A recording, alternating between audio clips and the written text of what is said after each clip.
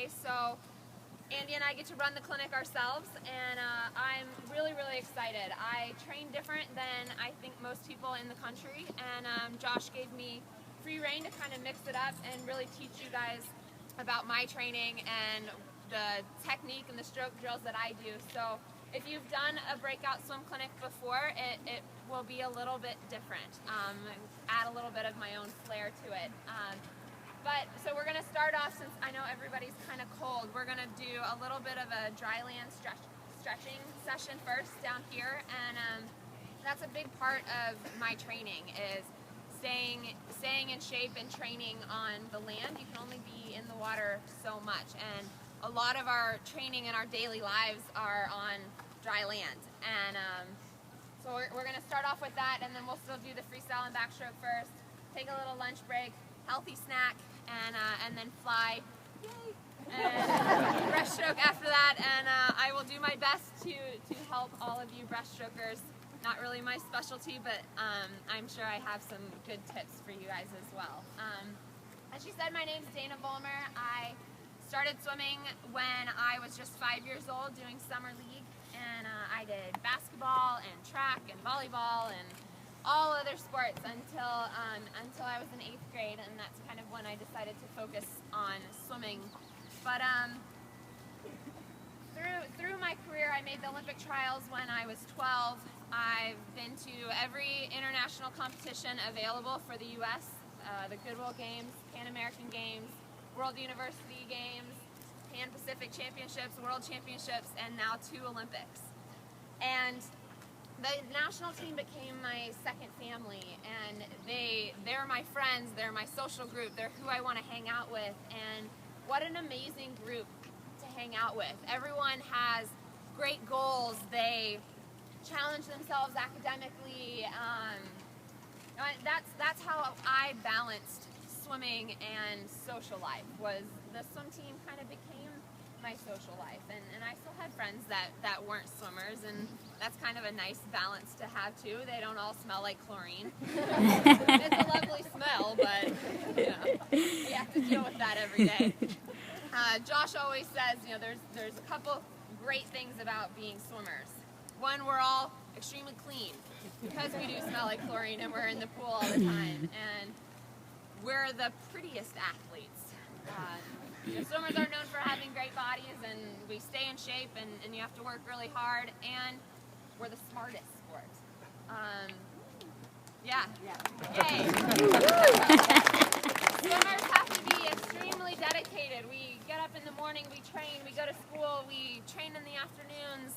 You have to really learn about time management, and through that, even in a lot of colleges, swim teams are known for having the highest average GPA, and we know how to push ourselves, and we know how to work hard, and that definitely helped me to get where I am today. And my career hasn't been all success and all flowers and roses.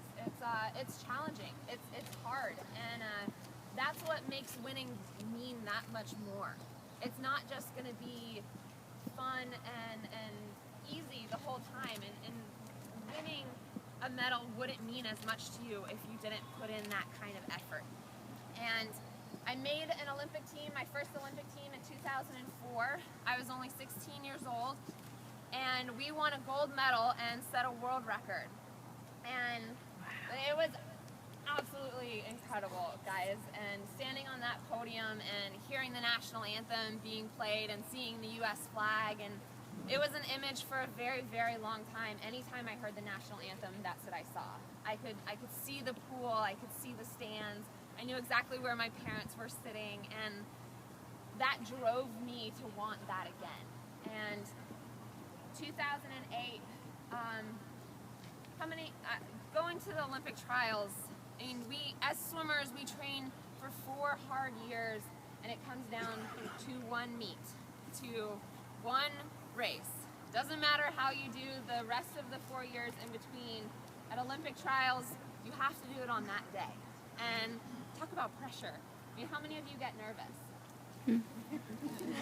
Even as an Olympian and now a world record holder, I still get nervous.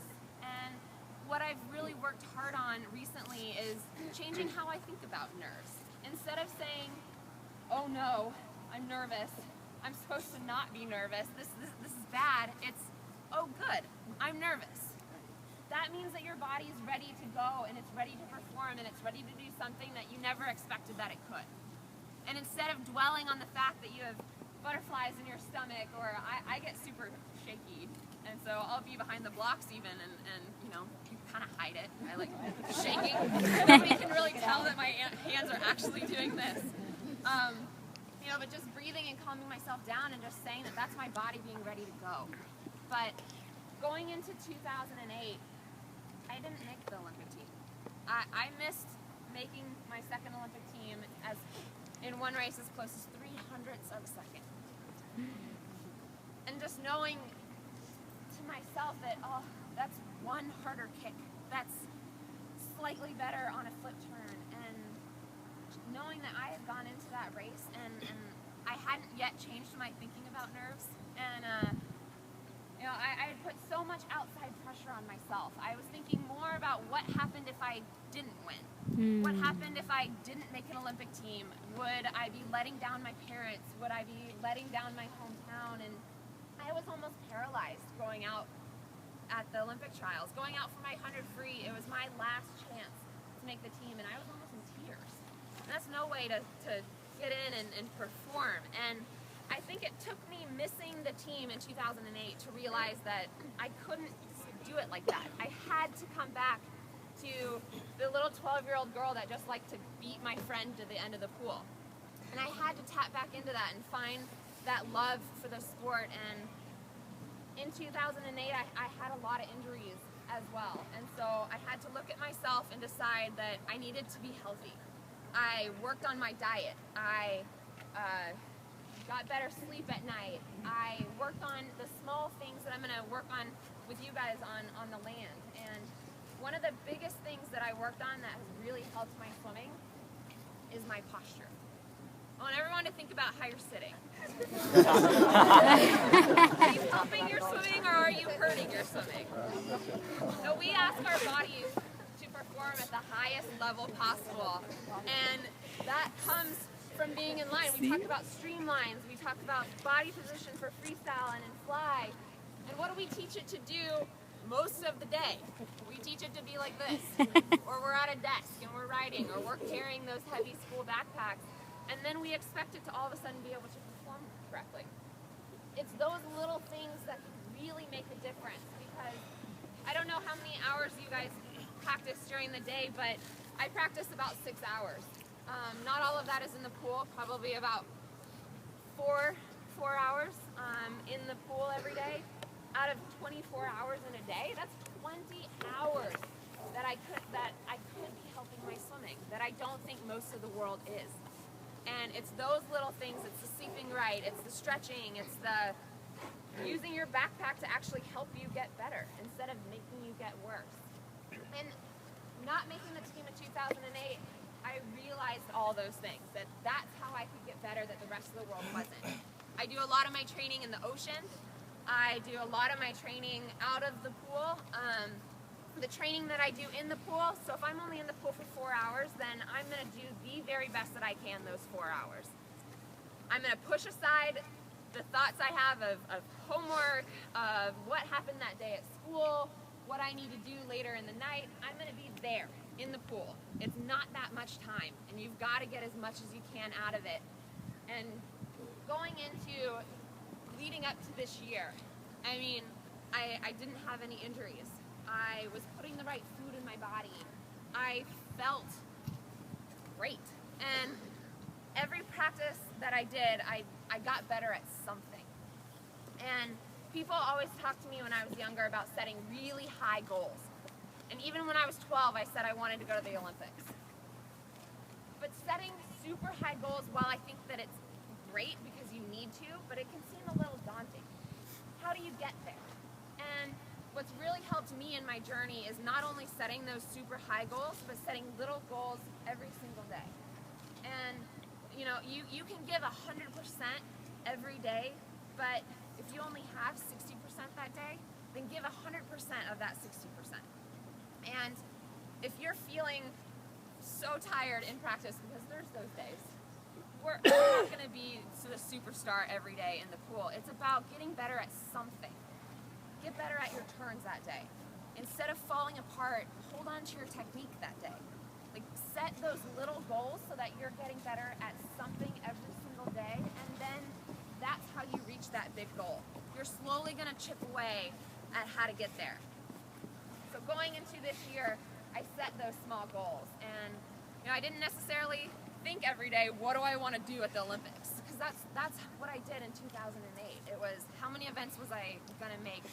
Was I supposed to win a gold medal? Like, what if I didn't make the team? And I had focused so much on that end goal that I missed those little steps to get there. And this year, I took every day, I assessed how my body was, and I did the best that I could that day. And then I put it behind me, because that's all that I can ask of myself. If I did that every single day, then I had the confidence when I got to trials that I had done the very best that I could, and I loved the journey getting there. I feel like that's such a huge part of it, is having fun and pushing yourself and enjoying that journey. And going into the Olympic trials this year, I mean, the Olympic trials is the coolest meet that you ever get to go to. And I really encourage any of you that haven't gotten to go and watch. I mean, there's light shows, there's waterfalls, there's cool music as you walk out, and they really do it up. And I told myself this year that I was going to love the meet.